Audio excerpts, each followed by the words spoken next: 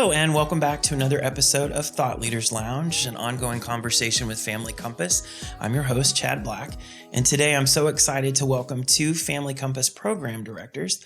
We have Heidi Saylor, who is the GAP program director for Dallas County, and we have Tomeka Thomas, who is the program director in Collin County. Hello. Hello. Welcome to Thought Leaders Lounge. How are you?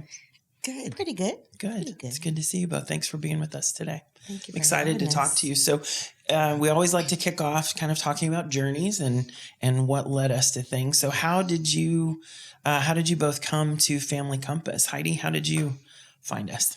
Oh, goodness. That was almost 17 years ago. So let me ponder that for a minute. That's right. 17 years ago, I needed to make a change. I was looking for something that was a little slower pace because my mom was sick. And the smaller nonprofit, a Family Compass was it. And back then it was a lot smaller. Right. I think it was under 10 employees at the time. So that was the perfect solution for me. And obviously I fell in love with the place. And I have stayed for 16 years and 11 months, actually. To be exact. Because I enjoy the mission. And over the years, I have actually worked in about every department that we have. And I have heard feedback from the families that just the inspiration and the good work that we've done and what we've helped them with in their lives.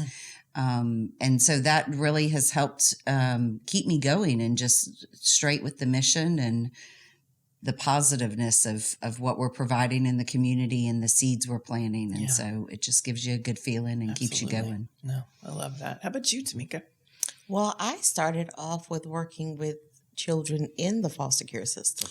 Okay. So you were on the other side of this, right? Okay. So I have the experience. I spent maybe about 15 years actually working with children in foster care or children who were maybe headed to foster care. So I was in the intervention side of it. So I did most of my work working with from the young ones up until the older ones that were aging out of care. And so before I came to Family Compass, that's what I was doing, working with those teens that were aging out of foster care, kind of into independent living. And so when I found out about Family Compass, I'm like, okay, this is prevention. This would be good to kind of work in the prevention side because when you're doing intervention, you're always talking about trying to kind of change that mindset, change that cycle. And so I'm like, okay, prevention, this is it. This is it. Yeah. What if, to kind of they don't prevent have to them have that, from right? going into the system. So Exactly. But I've learned so much. I love what we do.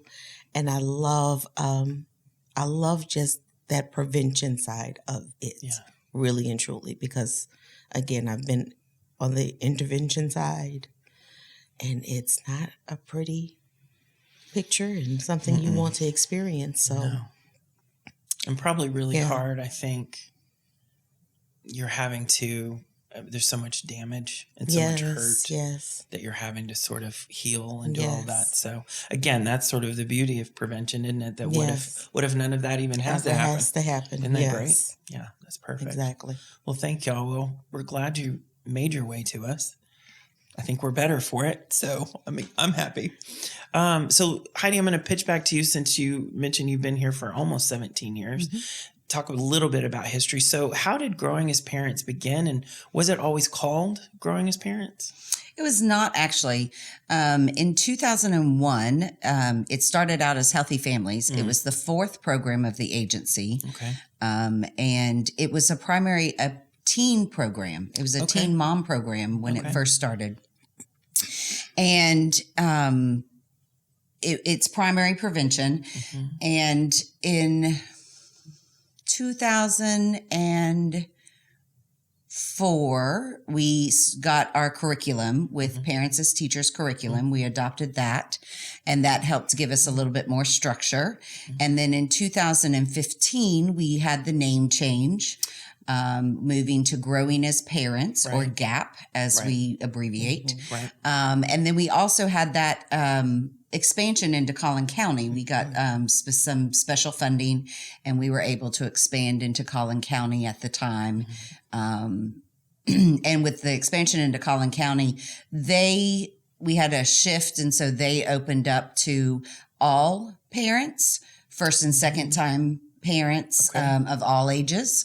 Dallas stayed primarily focused still on teen parents, but there was kind of that division. And then just recently in 2022, as Collin County's funding shifted, we have brought it back to be more in line together. And so now we are first-time parents of all ages with a focus on teen parents. The younger parents. That's great. So you mentioned primary prevention. Kind of tell us a little bit about, I think you kind of did, but kind of tell us a little bit more about what that actually means. So primary prevention is where there have been no allegations of abuse yet. CPS has not touched the life of that parent as a parent. They may have had some touches in the CPS system as children or as victims. But as a parent, they have not had any allegations or no risk has been indicated. So we are able to go in and help break any bad habits. We are able to help guide and just give information and direction for positive parenting. Got it. So, but you're dealing with teen moms, young children in some aspects. What's the youngest that you've had in your program? The youngest we have had has been 12, 13. So parents who are still children themselves are having to raise children. So yes. Well, I mean, that's incredible though. I mean, think about that. I can't imagine being a 12-year-old and having to think about, I still played with toys when I was 12. I didn't even think about that. Wow, that's incredible. So you mentioned earlier about the curriculum kind of coming into place in 2004, and that's called Parents as Teachers, correct? Correct. So how does GAP basically implement that curriculum? Tomeka, I'll kind of pitch that to you. So with Parents as Teachers, it's an evidence-based curriculum, and so we use it to kind of help build that interaction, that parent-child interaction. And it's designed to kind of encourage parent-child interaction. But it also focuses on that child development-centered parenting. So talking about, safety, about your child's health, about their development, their milestones, different things like that. And so we also talk about family well-being, making sure that mom is maybe in school or working or needs some resources, community access to community resources. And so we help to that's what that curriculum is really designed for, to kind of help build that parent-child interaction, build that child development, that improve that knowledge of child development with the parent. So would you say that there's like a cookie cutter way to do this? Do you meet people where they're at? I mean, how would you describe that? I would not say it's a cookie cutter. Oh, heavens, no. No, it is not cookie cutter. Right. So each family is designed to meet the needs of each family. So we kind of go into the home and assess the needs of the parents and of that child. We do assessments with the families, family assessments with them. We also do screenings to make sure that child is developmentally on task. And if we see there are some delays, we'll sometimes refer those to some outside resources if we can't handle it. Gotcha. And so each visit is really designed for the needs of that particular family. That's great. So nothing is cookie cutter at all. That's great. So you kind of get what you need instead of all these little things that may not apply to you, right? And we engage the families to help design what their visits are going to look like. So they get to help decide what pieces of the curriculum their next visit is going to look like. That's so great. Yeah, that's so great. So they really kind of a say so kind of in this process, which is great. They're part of the plan. This is what we're going to do, and so they set their goals, and we help them to achieve those goals. That's great. So, and we help to kind of help with early literacy as well and get them ready for school. So that's a part of what we do and use that curriculum for. That's great. So Heidi, how long is the program typically? How long does it go? Program can last up to 5 years if they come in when they're pregnant. We take any family whose child is under the age of around 3 or 4, and our goal is to help get them ready for kindergarten. And so we really will go up until 6 months into kindergarten. So it's as long as that time frame. It depends on when you enter, but it can be up until 5 years. Okay. So it can be a very long-term program, just depending on when you entered. And do they typically have the same kind of case manager, parent educator with them the whole time? Hopefully, if we haven't had any turnover at the agency level, but yes, typically they would have the same one the whole time. So have you ever had an instance where someone's needed to kind of stay on past that 5 years, or they maybe needed a little bit more support? We have in a couple of ranges. So, and if someone has another baby while they're with us, we will not cut them off at that time. We will then just adjust the program to account for the new baby, and we will help make sure that new baby is adjusting into the family, because the dynamics of one child in the family is different than two children or three. Right. So that kind of takes on its own life. But yes, in 2018, we realized that we needed to have a transitional step down program. Because if you can imagine, you're 15, you're 17, you're 20, and you've been a part of this program that has helped you bond with your baby, helped you grow with your toddler, help you learn about yourself, and then helped you develop your dreams and reach your goals. And now you've come 3 years down the line or 5 years down the line, and see ya. Your kid's in kindergarten. Your second one's in daycare, and bye. The program's come to an end. Some parents were like, "Whoa, I'm not sure I can. I'm a little scared. I'm a little nervous stepping out on my own. I don't have that large of a support system. I don't have that good of a family system in my corner." And so instead of shocking them, and we do help to try to build that support system. That's what we do as well. And we do help try to transition them at the closing. It's not like, "See ya, goodbye.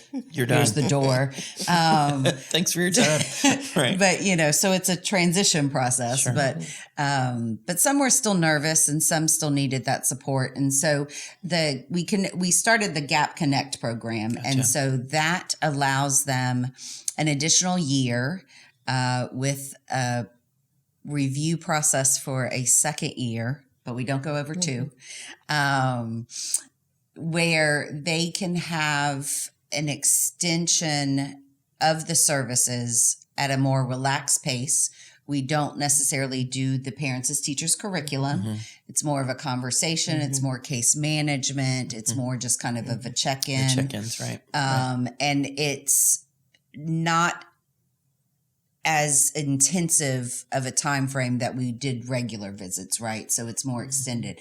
They can choose either monthly, they can choose every other month, or they can choose quarterly. And if they choose monthly, then we slowly expand it to quarterly, so that it's a slowly, stepping down. We're getting the birds ready to fly out of the nest a little bit. We're trying to help them expand. And for some of the families, all they need is to know they have that safety net. Absolutely. They don't need a whole lot from us. They just need to know that we're there, that they have somebody to check in with. And so it just gives them that opportunity, that space, those extra resources. They're still allowed to come to our group connections. They're still allowed to the benefit if we have mass, referrals to give them warming stations. We need to send them, or things that are happening. That's great. We would like to extend a very special thank you to Dallas Capital Bank for sponsoring this episode of Thought Leaders Lounge. And now for a message from Dallas Capital Bank. Dallas Capital Bank was founded to provide Dallas entrepreneurs, business owners, and professionals access to a higher level of banking service. Our clients experience true relationship banking from experienced local bankers dedicated to understanding your business and providing superior client service. From commercial and private banking to treasury management, mortgage warehouse, and commercial real estate, we are a trusted banking partner, offering the banking resources you need when you need them so your business can thrive. We are how Dallas does business. Member FDIC, Equal Housing Lender. Dallas Capital Bank is a proud banking partner of Family Compass, supporting their mission to build healthy families and a strong North Texas community by preventing child abuse and neglect. So Heidi, you mentioned group connections. Tomeka, can you kind of tell us a little bit more? What is that? What does that mean? It's group. I'm playing. I'm messing with you. It's an opportunity for families to get together at least once a month. Okay. So we try to do it once a month. Right now, we're doing it kind of a hybrid virtually via Zoom. Okay. But mostly it started out supposedly in person. Right. But you know what happened the last couple of We've years. had a doozy couple of years, right? Exactly. But really and truly with that, with the pandemic happening, we were able to do it virtually.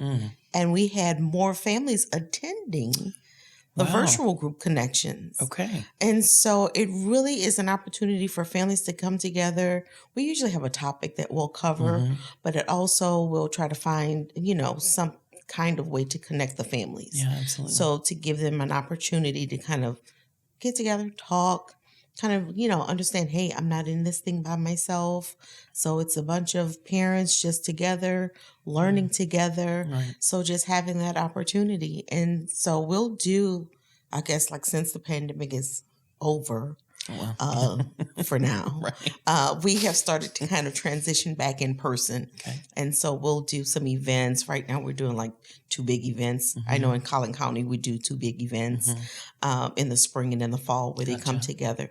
And when I tell you they come together, everyone comes out. Everyone comes out. I love it. And so just to kind of be with other families and just talk. We've had some families actually connect. And so they built relationships and supports outside of group connections. Wow. But other than that, if they had never had that group connection, never been in group connection, they would not have met each other, really and truly. And so it really opened up a door. So we have some moms who have actually started businesses. And so they have connected with each other through the group connection. And I just learned this yesterday about one mom. She's like, oh, yeah, I go once or twice a month to get a massage from one other mom who started a business. How incredible is that? They connected in group connection. Oh, my gosh. I'm like, okay, this is wonderful. This is Success. wonderful. Success story. That's wonderful. Yeah. That's fantastic. I love that. That's what group connection does. I love that. I love that. Yeah. So just let me ask you this. I'm always interested to hear, have there been any families or experiences that either one of you had that have kind of touched you or inspired you or stayed with you all of these years? Because before you became program directors, you were actually actively working with families on a regular basis. Anything that sticks out to either one of you? Since GAP is such a long experience, we've had families just over the years, just seeing their growth and their development, and just how they've changed and they've matured and just seen what strong parents they have become and just what strong people they have become. And yet sometimes they see it and sometimes they don't. And so it's like, hey, remember when you started and remember where you came from, exactly, and how far. Think about where you are now, and and you can kind of help remind them, right, of the growth you've seen since they've been with you for so long. For sure. And that's the point. And that's always fun to see that light bulb go off when they do that. That's great. Well, thank you for sharing that. And ladies, just thank you both for being here. Thank you for coming out, and thank you for your work. I mean, it's really incredible work, and I hope we were able to kind of pull our audience into to get to feel a little bit of that, what you all do on a day-to-day basis and how vital it is to our community. So thank you both. Thanks for being here. Thanks. Appreciate you. And as always, we want to leave you with an inspirational quote to take with you into the world. Today's quote is by actor Peter Krause, who says, "Parenthood, it's guiding the next generation and forgiving the last." Thanks for joining us for this episode of Thought Leaders Lounge. Stay tuned for the next episode coming out in a couple weeks, where we'll talk with the Family Compass Parent Aid Program. And be sure to subscribe to Thought Leaders Lounge on Spotify, Apple Music, YouTube, or wherever you get your podcast. You can find the latest agency updates on social media. We're on Facebook, LinkedIn, and Instagram, all at Family Compass. See you next time.